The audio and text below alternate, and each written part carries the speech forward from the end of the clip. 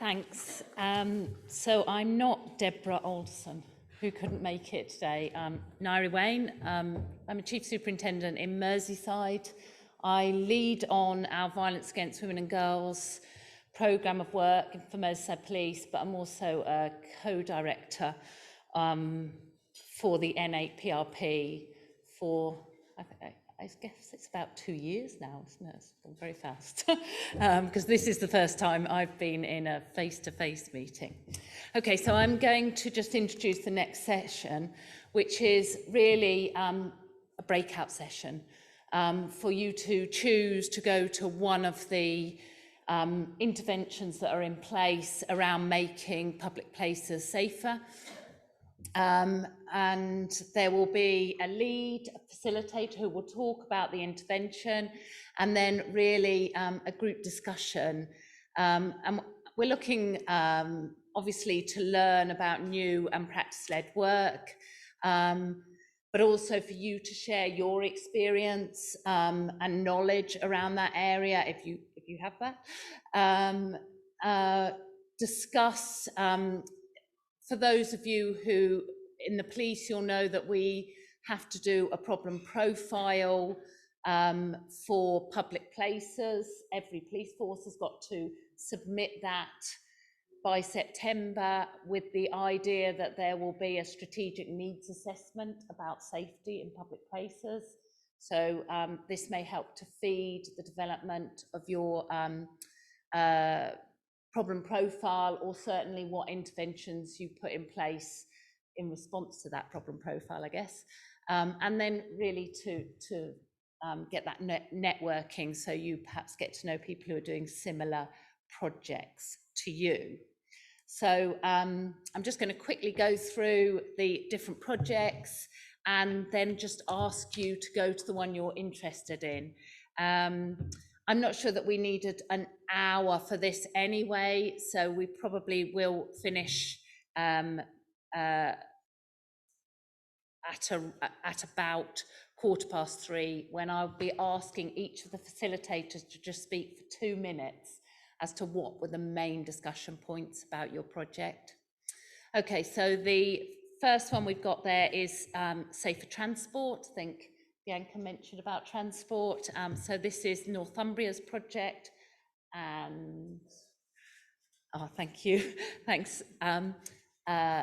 So that's funded by the PCC, I assume, and has got some interventions in place, such as reporting apps, which obviously was mentioned in Bianca's presentation as well there, and some of the other incidents and behaviours that make transport feel unsafe.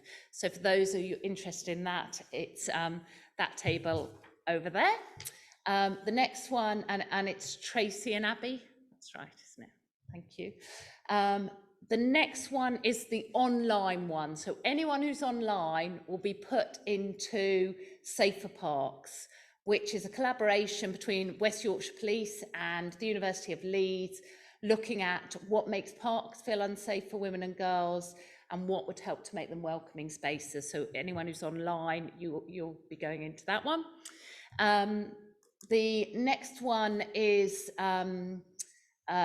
Durham, Siobhan, and the middle table there, she's only putting her hand up a little bit. Hopefully everyone could see that. Talking about Durham City Centre Hub, volunteers, what's in those hubs, and I know there's more to that project than that, so I'm sure you'll be able to lead it to what people are interested in. The next one is Choices, which is Mark and Andrew, is it? Matthew, sorry, Matthew. So this is the middle table there, and that's about a school-based intervention that Thames Valley PCC has funded in schools in Slough, really helping decision-making of young people. So that's Choices. And then we've got a SWAN-funded initiative in Knowsley, really around prevention, around the nighttime economy. I think some stuff about bystanders in terms of the training, given to specialists in the nighttime economy and options, and some street art as well, and school intervention. So that's over there with Tommy. And then the last one is the nighttime economy, the at-home drinking. And this is a research project looking about alcohol and violence, and what can be done to mitigate that, which is, I think, Liverpool University with Carly, who's over there in that corner. So can I ask that you all go to the project you're most interested in, and I will pull us back together at 3:15.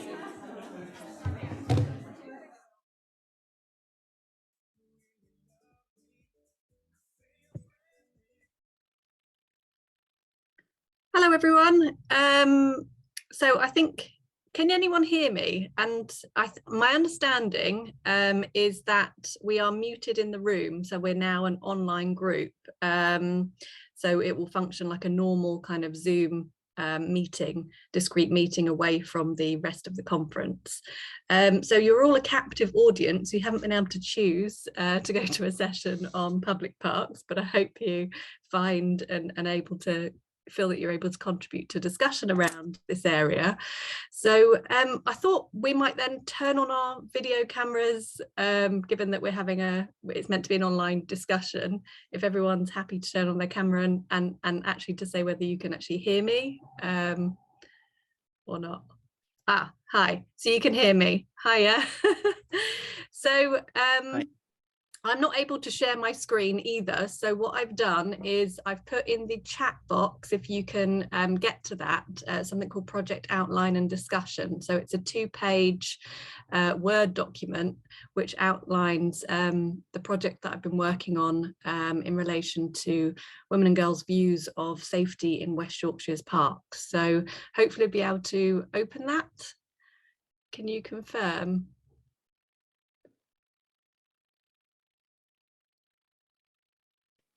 I can open the chat, but I can't see anything in there at the moment. The chat I've sent to everyone. Okay, I can see it. I don't know if anyone else can see it. I've tried to send it to everyone because I'm not able to share my screen. So yeah, well, I mean, you're like me. Everyone's here who's obviously been not able to make it. I've not been able to make it due to rail issues. But I'll just say a little bit by way of introduction. Thank you, so you can see it, great. So thank you very much for attending this session. I know you're a captive audience. So my name's Anna Barker and I'm an associate professor at the University of Leeds, and I've been leading a project with my colleague George Holmes and a number of excellent researchers on women and girls' views of safety in particular types of public spaces. We're looking at urban parks, in particular in the district of West Yorkshire. And this is a collaborative project that's being done with West Yorkshire Combined Authority and the Mayor's office, here, Tracy Braben's office. And it's also being done in collaboration with women's centres across each of the 5 districts of West Yorkshire: Leeds, Bradford, Kirklees, Calderdale, and Wakefield. So we've been exploring essentially how do women and girls, how do they think about, what are their worldviews in relation to personal safety in particular types of public spaces. Obviously, we've been talking quite generically today and then kind of breaking down a little bit about the context specific of spaces, but how do they think about safety in urban parks? So we're talking obviously about more naturalized contexts, green spaces, open spaces. And how do they think about safety in these areas? So there's obviously lots of things that could inspire our views and our feelings of safety, from temporality, from issues around violence against women and girls, from the design of space, the interactions in those spaces, the available security features and so forth, the availability of bystanders, capable guardians and so forth. So how do women and girls, what are their viewpoints, what are their worldviews in relation to safety in parks? And do women and girls think in similar or in different ways about safety in public spaces. And then a secondary aim of our project is to also understand the worldviews of professionals. So those who are involved in policing parks, in landscape design, in park management, in grounds maintenance and so forth. What are the kind of worldviews of professionals? And are those worldviews similar and different? And are they similar and different to women and girls' views? So that's the kind of partly the originality of the project, in the sense that, you know, do women and girls think in similar or different ways to professionals involved in designing and managing policing spaces? Obviously, how we think about women's safety in public spaces affects kind of partly what we do about it. So if there are, so what do we do? So my areas of discussion are, and what we're starting to find is that there are differences in how girls think about it. They're not a homogenous group. We found, we're currently just finished collecting our data, but we've essentially unpacked 3 worldviews in terms of broadly teenage girls aged 13 to 18 in terms of how they think about safety in public spaces. And we've been using Q methodology to do that, which is slightly different from some of the methods that you might have been hearing about today in relation to qualitative interviewing and surveys and so forth. So this is an approach where, if you can look at the outline, you'll see that there is a grid, and there are statements that relate to factors that might make a place feel safe and unsafe. And it asks participants to rank order those statements into those that they most agree with, and that are most like their view and most unlike their view on a kind of a grid, and those ones in the middle that they're more equivocal about. So the shape of the grid, as you can kind of see on the outline, is so that you tend to have the strongest views about a smaller number of statements, and all the others kind of fit into the middle. And then you essentially layer those views to see what is the similarity in terms of participants' orderings, in terms of how they've placed those statements. And so our approach, our analysis of that data has found kind of 3 different views. So my kind of discussion, and I'll say a little bit about what those views are, but my discussion is, so what can and should we do if our research, which it seems to be doing at the moment, we haven't analysed all the data, is finding quite divergent views between women and girls, between and within women and girls in terms of how they view public safety in public spaces, but also we're finding quite divergent views between how women and girls and professionals think about public safety. So in terms of, just to report some little interim findings before we have a discussion, so we underscored essentially a number of areas of consensus across girls, particularly in terms of temporalities in safety, so feeling unsafe after dark, often fears around seclusion, concealment around vegetation, and feeling actually safer around the edges of parks rather than, and the perimeters of public parks rather than kind of in the middle. But we also found 3 divergent perspectives. So across the girls, they aligned with different factors in terms of how they place their statements. So in terms of significant theme from our first cluster of girls who placed their statements in a similar way, found that essentially it was the people rather than the park. So a significant issue was how they perceived other people in the park and the interactions with other people in the park rather than the park context themselves. And this was in part shaped by their own experiences of harassment, the type we've been talking about today, but also kind of that kind of secondary knowledge of hearing about violence against women and girls in public spaces, whether it's in that park or in wider public spaces, coupled with a kind of a pessimism that something could be done to improve the safety of parks in particular, because it's the people rather than places that are harder to change. So in some senses, busier parks, which is a kind of a normal response, were not always perceived to be safer parks in teenage girls' eyes. And there was a kind of a lack of confidence that any kind of traditional security measures like lighting, CCTV, presence of police and so forth could make them feel safer in parks.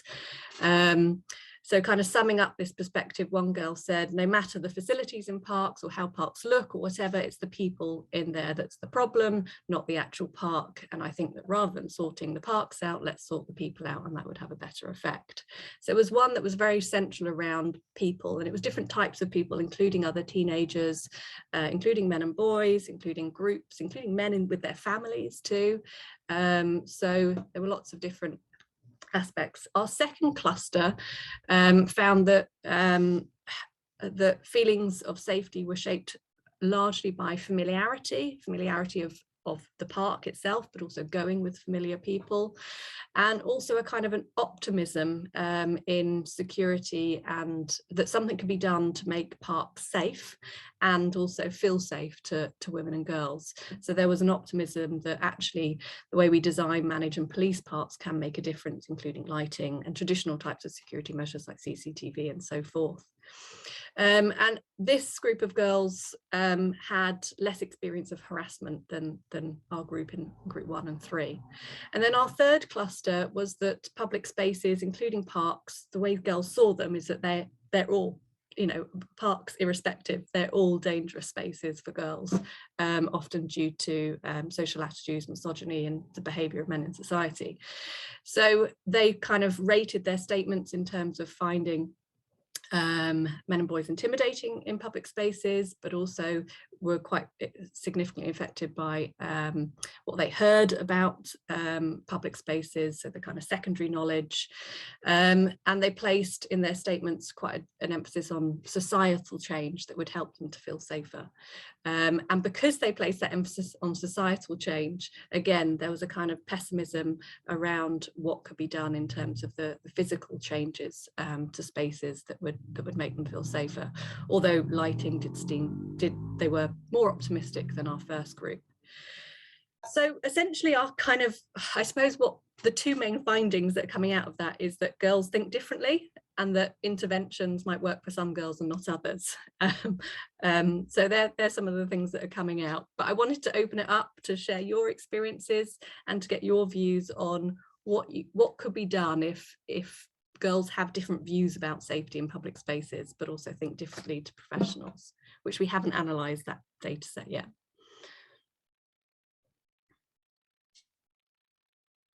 And I've got to feed back a discussion, so it'd be really great to have some points.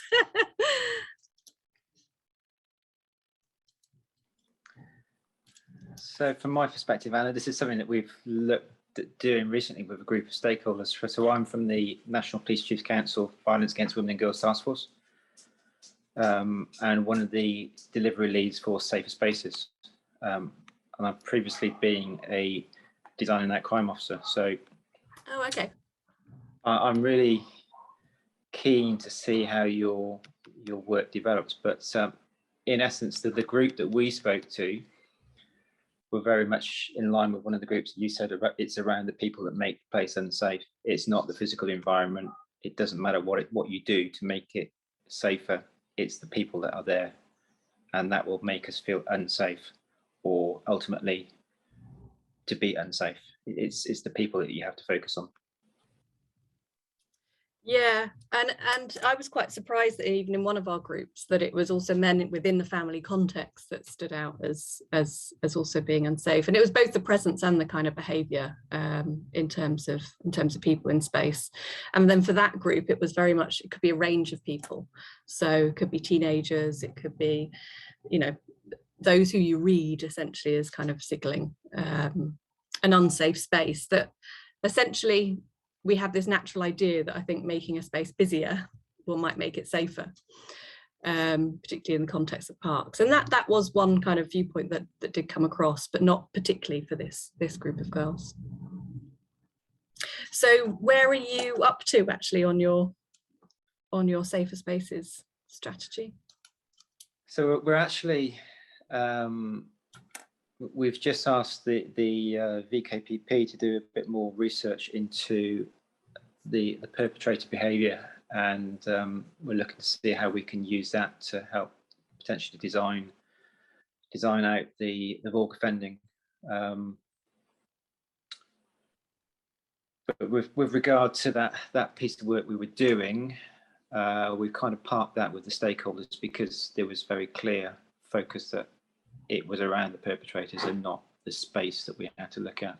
I still think there's a lot we can do around the space. I've seen the impact that lighting, CCTV, and the physical design can have. You often see, for example, a desire line where somebody walks through the park a certain way, which doesn't necessarily meet with the layout that's been designed. So you have a footpath going one way, but everybody else wants to use the park in a different way. Yeah. And you'll see that they get taken, the route that they choose might be totally away from the lighting, away from the CCTV, away from that natural surveillance. And therefore it makes them, it takes them into a dangerous route. It might be shorter, but it is potentially more dangerous. And we've got to, when we design parks and urban spaces, we have to make sure that we have that end user in mind and really look at how people will use the space rather than just adding CCTV and lighting, because we might add it, but in the wrong place, and then it's a total waste of money. It's not being used. So it's important to get that user element. Yeah, no, I mean, I agree. And I think design is important. It didn't not come out as important, it just came out as secondary, I think, in some senses. So the things that came out important were also the entrances and exits.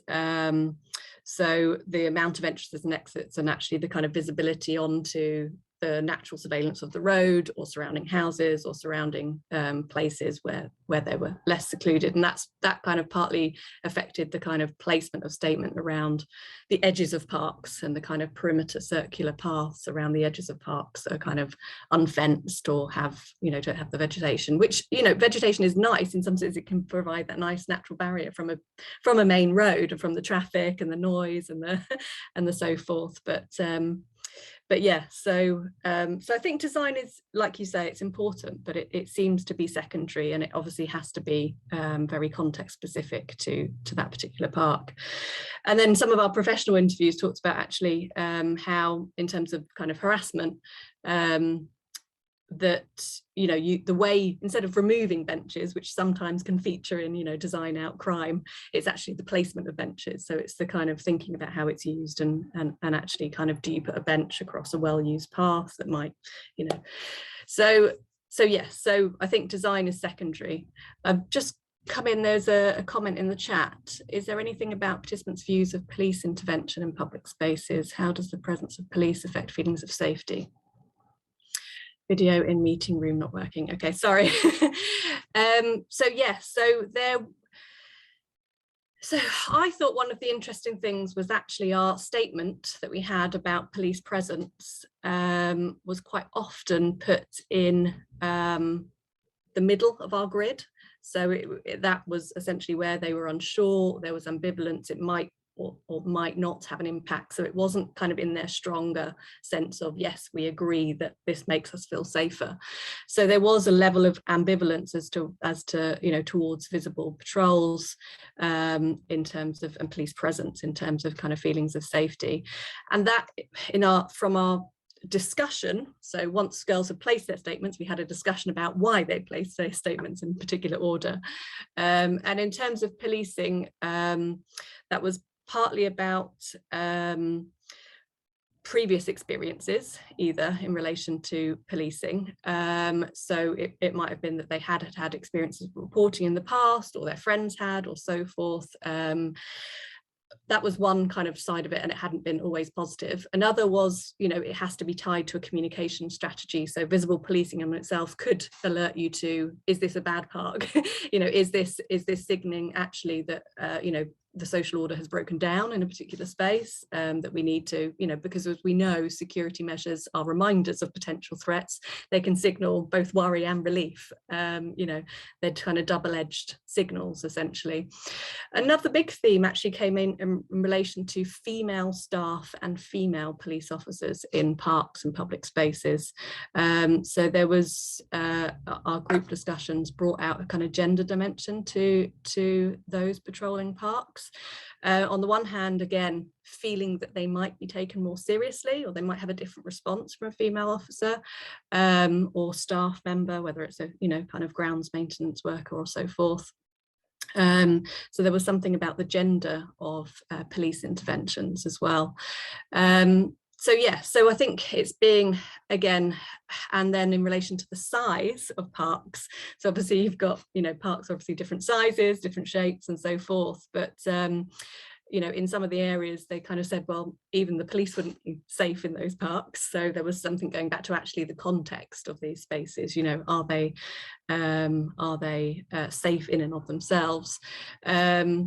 And the amount of policing that would need to essentially cover the physical parameters of large parks and green spaces in order to have any kind of notable effect on feelings of safety. So there's a whole range of kind of challenges around kind of, I think, visible policing, particularly given obviously resourcing levels and so forth in parks. Yeah, so hope that answers your question. It's Jack and Sarah, I think I've got on the screen. Pleasure. So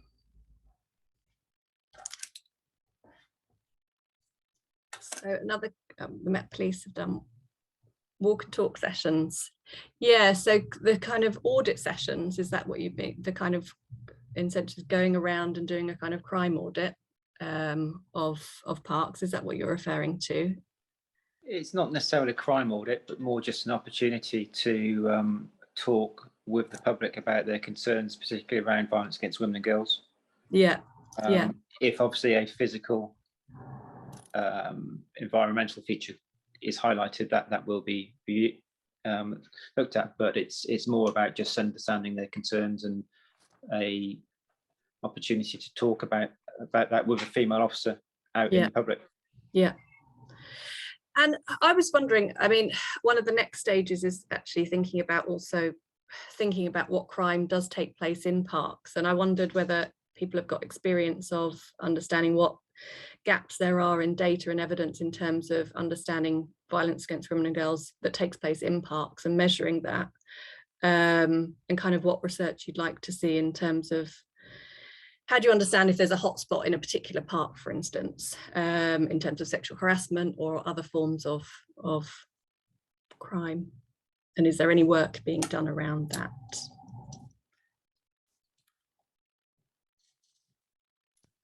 You've got the Street Safe tool, which obviously highlights locations. Yeah. And I know there's work going ahead in lots of forces where they're using that Street Safe data and comparing that to crime data, and then doing the environmental visual audit at those hotspot locations. Yeah. I know Kelly is in the call. I don't know if she's hearing the conversation, but she might want to add some information about the work that she's done around sexual violence in open spaces. Kelly, are you there?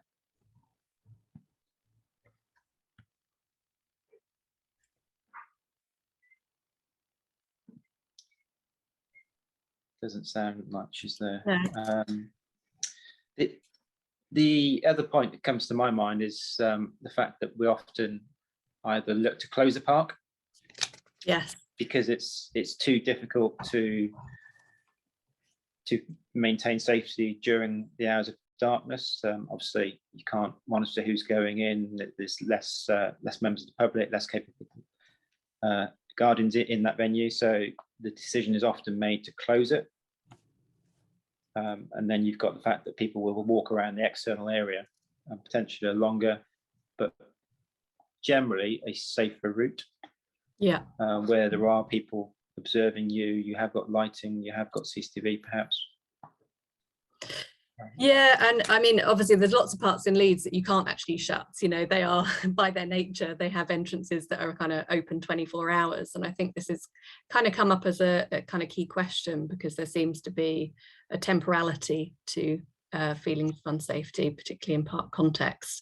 The traditional kind of Victorian view is that parks are dawn till dusk, although they've never been used dawn till dusk. They are used at night. And some of our girls expressed a view that they would like to use them after dark, particularly in obviously hours of winter and autumn where it gets dark early, and we're talking about afternoon contexts rather than kind of late evening. So I think I think that is kind of nail on the head, if you like, in terms of what is the messaging around parks in terms of their use, in terms of hours of darkness. Do you feed into that debate about we should shut parks, we should close parks at night, they aren't safe? Or do we, do we take a different approach? I mean, I've spoken to families who would like to go for night walks in parks, for instance, and use the space and benefit from it. Then you obviously, I think, get into tensions around, lighting and biodiversity, removing benches and sociability versus public health. And then the other kind of tensions are around kind of shrubbery and vegetation, obviously environment and climate change. So I think there's quite a tense relationship between kind of social and environmental versus other kind of agendas as well, that obviously we need to keep in mind when we're making changes to space. Yeah. Elaine, would you like to come in? Helen. Oh yes, hi, my name's Nicola. Sorry, I've logged on with my daughter's my daughter's teams. I was at the conference this morning, attending in person, and I've just made it back home. So thank you for allowing me just to join this session. I suppose what I was thinking about was just the kind of about 30 years ago, I was a youth worker. And, was in parks, or I live in Newcastle, so on the metro, meeting girls and young women, I was, girls youth worker, meeting girls and young women and talking to them about, their use of safe spaces, whether it was around sexual harassment or their drug use, or, just general chat about what they were up to, that kind of informal education in parks and on public transport. And so I'm just kind of mindful of that just, I suppose, really about bemoaning like the cut of services of youth workers, where there is, I feel as though, parks or public transport are a great place for youth workers, either working with young men around, challenging their behaviour, or working with young women to kind of reclaim these spaces and reassure them that that space is for them. So I suppose I'm just kind of like thinking about the role of youth work that's not really about crime prevention in terms of, designing out crime, but more in terms of like working with young people who are in the park and things like that. Yeah, so that's just my my contribution really. And then the second thing your research has made me think about is, as a mum of a 12-year-old and a 9-year-old, when we go to the park, there's a specific park that's just designed for young children, in the fact that it's just got, very small swings and very small rides and things, but in the middle there's a big basketball court that is just constantly used by students, male students and men.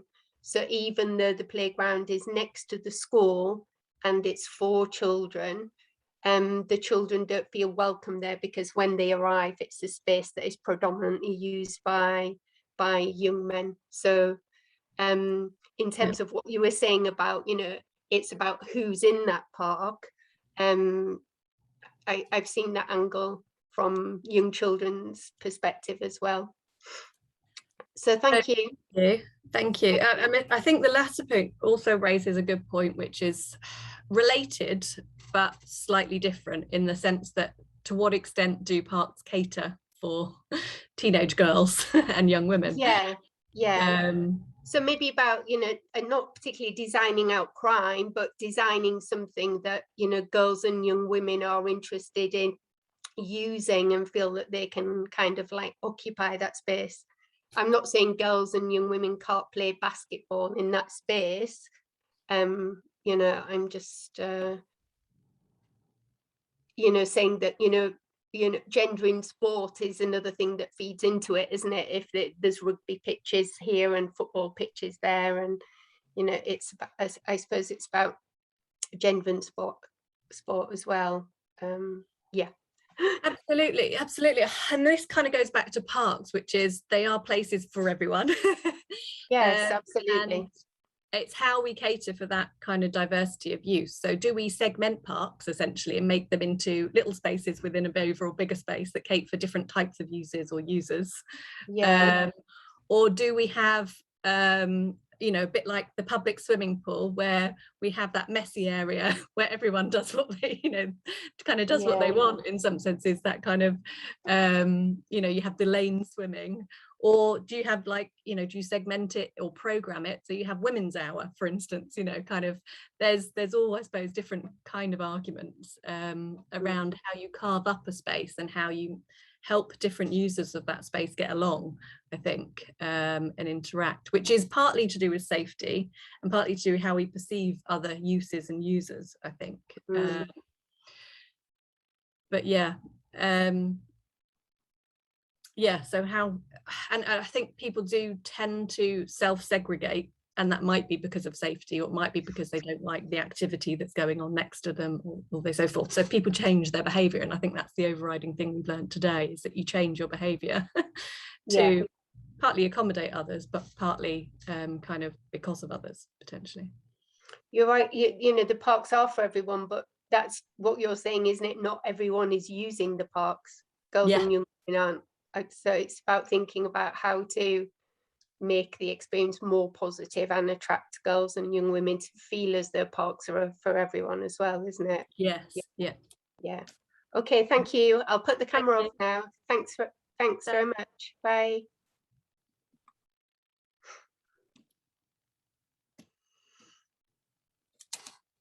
Super. Anyone else would like to come in? Anyone else have any insight on parks?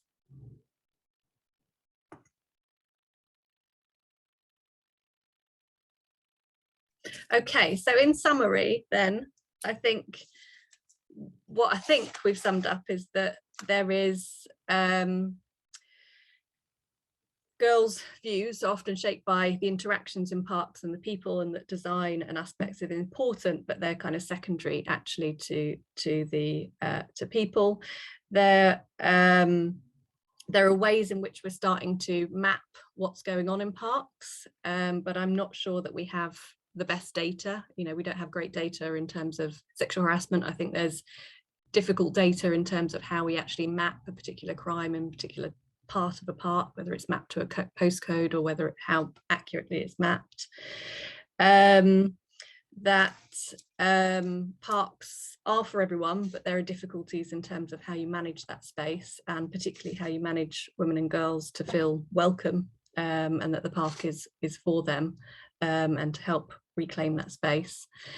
There's particular issues around darkness and whether parks should be open after dark, or do we do wayfinding to find safer routes, and should finding safer routes mean not, you know, parks aren't places that are used after dark, should they be closed, or should we be doing something different in parks, and what are the tensions between doing things in parks in relation to the urban context, like benches, lighting, security measures, in terms of their effect on biodiversity, environment and health and sociability. I think that's where we've got to. Just in terms of the follow-on from this, so we've just finished collecting our data. We've spoken to 67 women, 50 teenage girls and 27 professionals, from policing to landscape architects. We've just gone round to analysing the worldviews of girls. We're now going to look at the professionals' worldviews and girls' worldviews, and then we're going to be doing some comparative work between them. So the next steps are that that's going to take place over the summer, and we'll be producing a full report in the autumn. So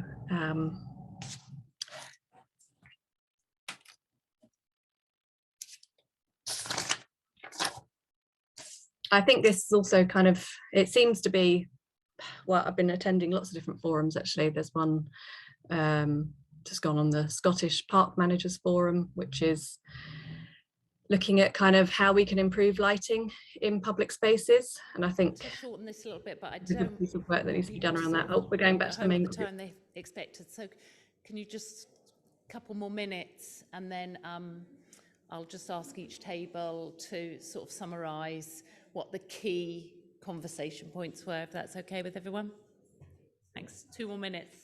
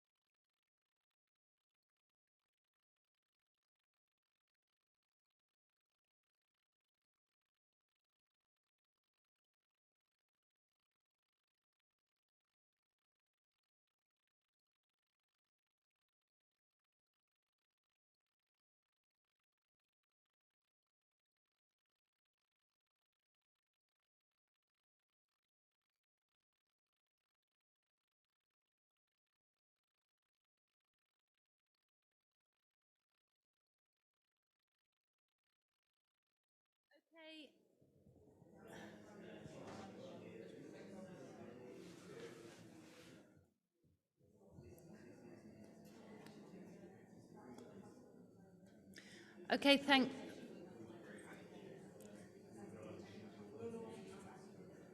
thanks everyone, and thanks particularly for the facilitators of the tables and the people who are talking about their interventions. I'm going to just quickly go around each table. If you could just talk about what were the key sort of discussion points. I'm going to start with Tracy and Abby, if that's okay.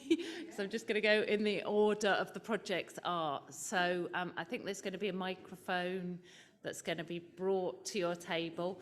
Just a warning, Anna, I'm going to go to you online after this table, so hopefully you'll be ready for that. So, yeah. Yeah, so there was lots of interest around the app. Our app is dead straightforward signposting app. It doesn't require any login details for users.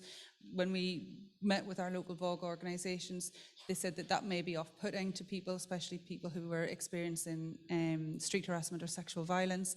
So it is a signposting app that takes the users to the most appropriate agency to make that report, or a support organisation if they don't feel that they want to report it to the police or a transport provider. So it links into all the commission services.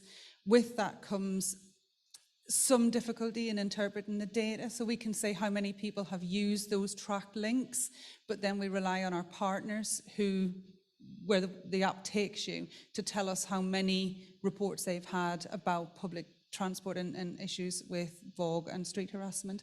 So it's not perfect, we know that. This was funded through the Safer Streets Fund, and our transport providers and the PCC have provided further match funding to keep that project going until the end of December.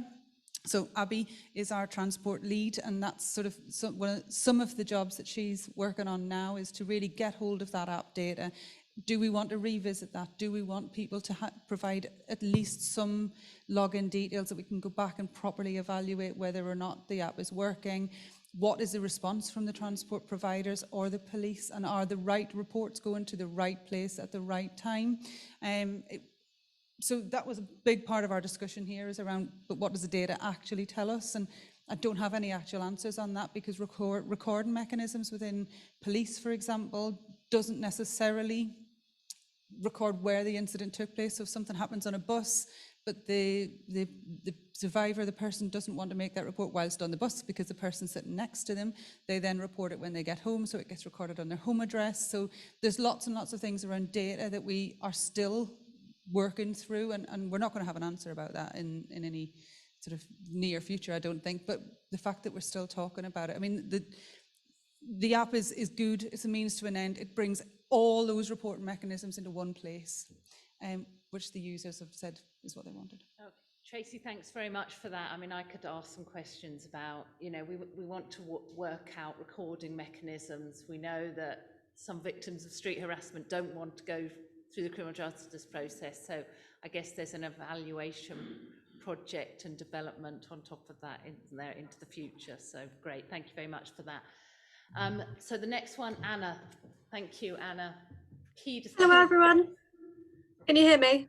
Yes. Great. Thank you. Thanks so much for being invited to the forum. And sorry I can't be there in person, but we had a really nice conversation online. And the conversation was about women and girls' views of public safety in relation to particular types of public spaces, so that being public parks. So we're talking about particular more naturalistic open green spaces. And it relates to a research project that I've been leading using Q methodology to explore the worldviews of women and girls in terms of how they think about public safety in park settings, and also in comparison to how do professionals, policing, landscape architects, managers, park managers, grounds maintenance workers think about women's safety in public spaces, and are there similarities and differences both between women and girls and between women and girls and professionals. So we're partway through analysing our data that we've collected, and our discussion concerned some of those interim findings, one of which is coming out that our worldviews are shaped in terms of the context of those particular spaces, largely in terms of the people in those spaces and the interactions with others in urban park contexts, and that the environment, place and to kind of design is important, but of secondary importance to the behaviour and the interactions that are happening in parks. And that seemed to be spread across some of the other experiences in the discussion that we had. There are some aspects of the setting that are quite important in relation to the urban park context, particularly girls feeling safer around the edges and the perimeters of those spaces, potentially overlooking by roads and other houses and so forth, in terms of the number of exits that are in spaces, and the kind of nature of secluded areas and vegetation management. There was quite a key issue around, and I think this probably happens across all of our public spaces that we're considering today, around temporality and safety. And I think, this brings up a number of issues, particularly in relation to the urban park settings. We don't close streets. We don't necessarily, we shut transport at certain times of day. And schools are open at certain times of day. But in relation to parks, there's a kind of, I suppose, a long-standing question of, some of the responses have been, let's close parks. Or let's advise women not to go in parks after dark, or girls. And there's a question about here is, to what extent do we feed into the safety advice about saying parks aren't spaces that are open after dark, and there are safer routes, and there might be safer routes around kind of busier wayfinding areas and so forth. So I think there's kind of questions around that. There's obviously, as parks developed in Victorian period, there was a kind of conception that were open from dawn to dusk, but they've never been so. And obviously, if you live in the northern part of England, and potentially in London as well, in the winter and late afternoons, where it gets dark very early at 3:30, 4 o'clock in the afternoon, to what extent are public spaces there to be open, enjoyed by women and girls after dark, when there's a significant kind of temporal dimension to that, particularly around policing. There were discussions around the gender of police officers and park staff, and in relation to the context itself. So one of the issues, and I think this intersects with inclusion and other things about feeling of a belonging to a sense of space, is if we think about parks, they are obviously for everyone, but it's partly about making those spaces feel welcoming to everyone, and what are the kind of facilities that cater towards particularly teenage girls in parks, and how can we help those feel that those spaces are for them. And then we kind of looked at some of the issues around the kind of tensions between interventions that might work in one context, lighting, street lighting, and other things, and how they relate to the urban park context. And we've got challenges here and tensions between lighting and biodiversity, vegetation management and climate change, the removal of benches and public health and sociability and so forth. So the kind of particular challenges about responding to women's and girls' safety in these contexts started to emerge with these wider agendas. I'm going to leave it there for now. Yeah, thank you. Well, I think we'll be interested to hear the end. I'm not sure that I would go walking in a park in the dark. So, yeah, are they safe spaces for women and girls? I don't know, and should they be? Okay, I'm going to go on to the next person, which is Siobhan. And I think you're talking about the Durham City Hub, just sort of the key discussion points. So I explained to everybody what the project is about, and I explained the following: that the hub was intended to tackle issues relating to the safety of women at night and violence against women and girls. As public authorities governed by obligations under various legislative frameworks, we cannot fail to respond to vulnerability, no matter how it presents. The hub has dealt with issues and incidents that are not under the umbrella of violence against women and girls, and have no link to safety of women at night. Ethically, should we turn people away? And the resounding answer was no. So then we just spoke about what are our options for addressing that. The concern would clearly be that would some women look at the hub and think, well, they're now dealing with somebody who's homeless. I don't feel like I can approach that. So what are our options to address that? So we spoke about some possibilities. I said, should it be women only? The response was partially. How do we achieve that? So that's partly, I think, around the design of a building or even a movable space like a bus going forward. But some really helpful steer, guidance, support. It's been brilliant. Well, thanks for that. I think Mark, Matthew.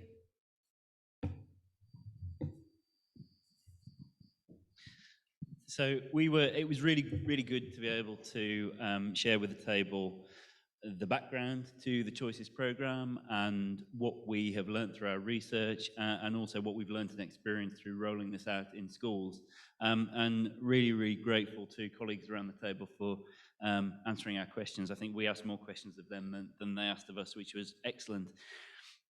I think one of the themes, we might not have framed it in this way, but I think one of the themes from our discussion around this table, and also I'd argue, you know, everything we've heard so far today is what next? You know, you've run a great campaign, what next? You've got an educational intervention, what next? And I think one of the things that we ended up talking about here in terms of what next after this educational intervention in Choices in schools was a recognition that, you know, although we think it's a really good intervention, we think schools do a really great job of delivering it, for some young people, and particularly young people with the highest levels of vulnerability, schools remain a very particular kinds of institutionalized place. And one of the things that our young people in our most recent research have told us, one of the questions we asked is, when do you feel most yourself? And the kind of resounding answer that came back was, not at home, not in school. You know, when I'm on my way to and from school, I feel like myself. When I'm on my own, I feel like myself. And in terms of answering the kind of what next question for this intervention, we talked about the role of mentoring, and particularly near-peer mentoring. So rather than being mentored by someone who's, you know, 10 or 15 years older than you, getting some mentoring from somebody who's 18 months older than you, where the advice they can give and the messages they can share are kind of more granular, closer to you, more relatable to you, easier to test out in your relationships, and yeah, maybe break down some of the barriers that the kind of institutional nature of interventions in schools just create by virtue of the fact that they happen in schools. So very grateful to everyone around the table, and apologies because I think we took more from you than you maybe took from us, but thank you very much. Thanks, Matthew. We actually talked about that last night, didn't we? Which is interesting, and I guess it's happening in a lot of places in the country, certainly happening in Merseyside schools as well, that peer-to-peer mentoring.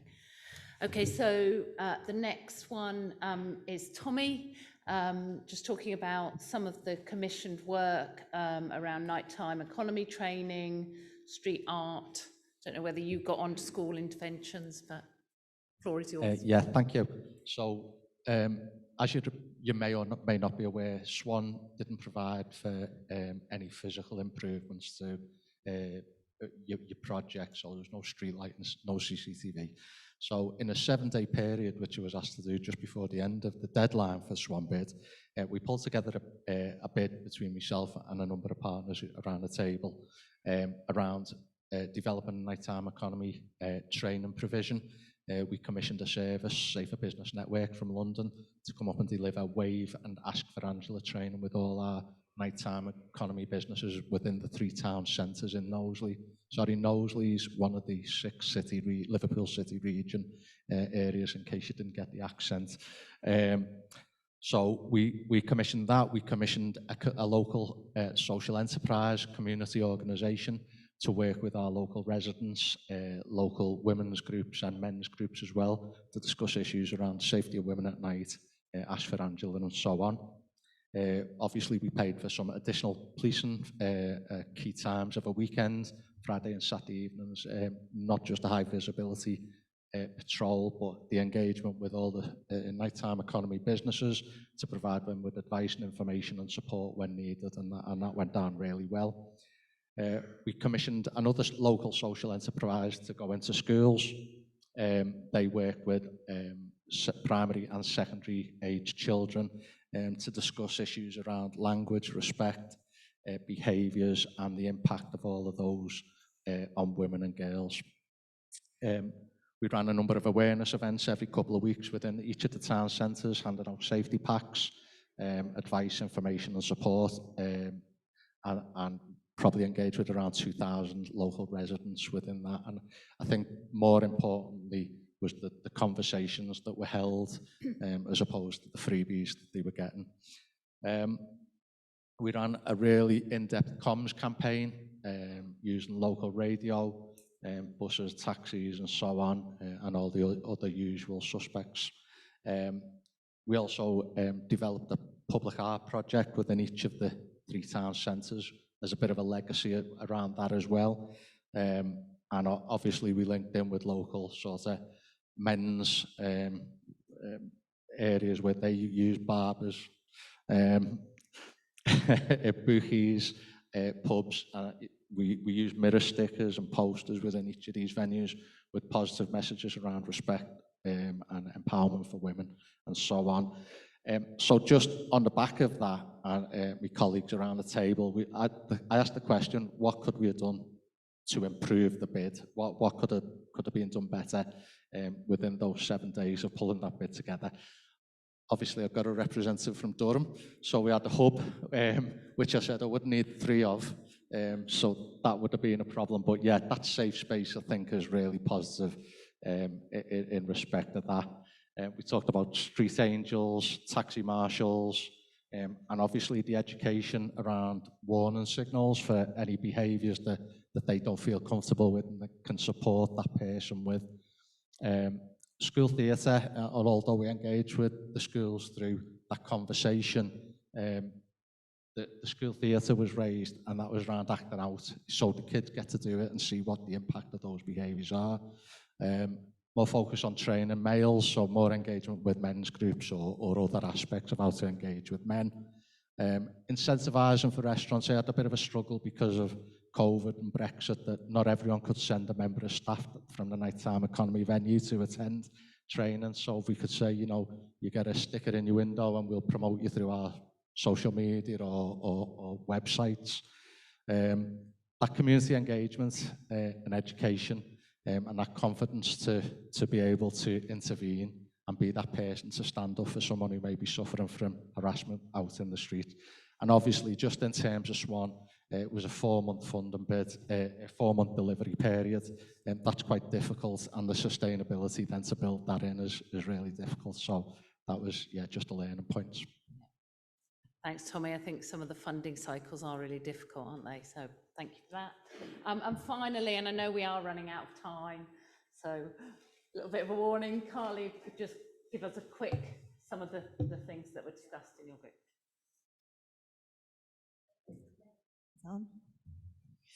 So that follows on nicely, because what I wanted to start with by saying is that when it comes to alcohol-related violence, the police are always very good at policing the nighttime economy. That's where the focus has often been. But when it comes to alcohol-related violence as it translates into women's and girls' experiences, it's not always as easy as dividing the nighttime economy up and the private sphere up, so that often a lot of the interactions stem across the two. There might be pre-drinking, there might be post-drinking, people might bring somebody back to their home after having been out in the nighttime economy.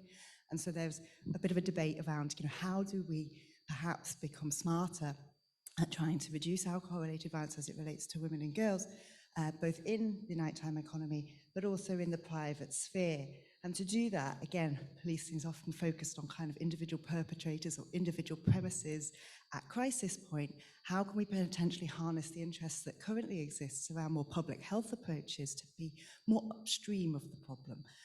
We have a lot of evidence that was discussed by a range of people around the table around the concentration of licensed premises, particularly in more socioeconomically deprived people, and how any changes to the licensing profile in those communities might have benefits that are both classed and gendered in positive ways, in the fact that they actually protect women and girls. So this is not to say that alcohol is the cause of the violence. Clearly, that's not what I'm trying to say here. I'm saying that if the alcohol and violence is going on, let's think about a harm reduction approach. Let's not pour petrol onto the fire. And the COVID pandemic was the sort of context for this, because we had a rise in at-home drinking prior to the pandemic, which has been compounded by the pandemic. And as the nighttime economy kind of opens again, those levels haven't gone down again in the same way. We've got more retailers that will deliver to your local area, with more trucks pulling up in particular communities and selling out of the boot.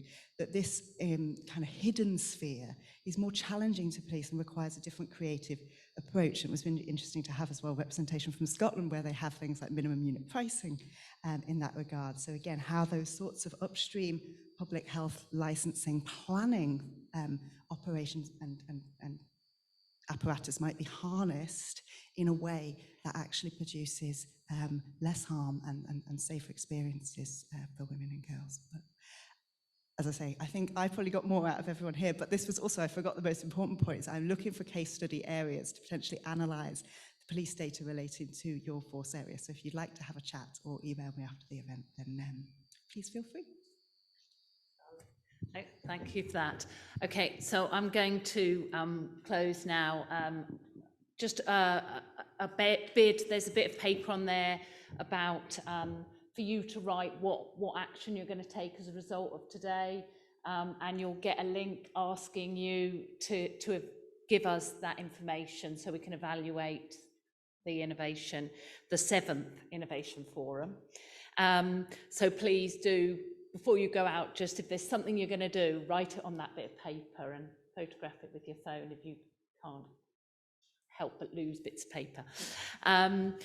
I just want to say a really big thank you to all the facilitators of the interventions, and of course to Fiona, to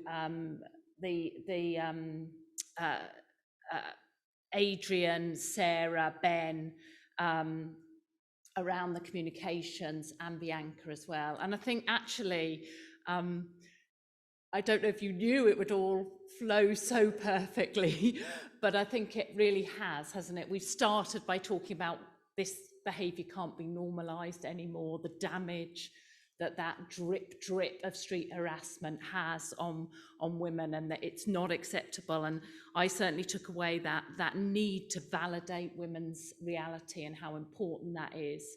We then heard about some communications that really were validating women's reality, I think, and were saying, men, you need to change your behaviour, you need to think about the impact of your behaviour, which was really good to see, and I know there'll be more built on those campaigns. And then, of course, we heard about what do people want? What do victims of street harassment want to be done? And I think we've heard some of that is happening, which is really encouraging. It's a start, isn't there? And there's lots more to do, but hopefully this will give you ideas, will help you to build. Yeah, big thank you for coming and engaging. Mainly, I want to thank Nicole and Helen for pulling it all together. Thank you so much. It's been great. And particularly, I know Helen has done an incredible amount around the logistics, and I know that Jeff's just got a thank you to Helen for all her work doing this.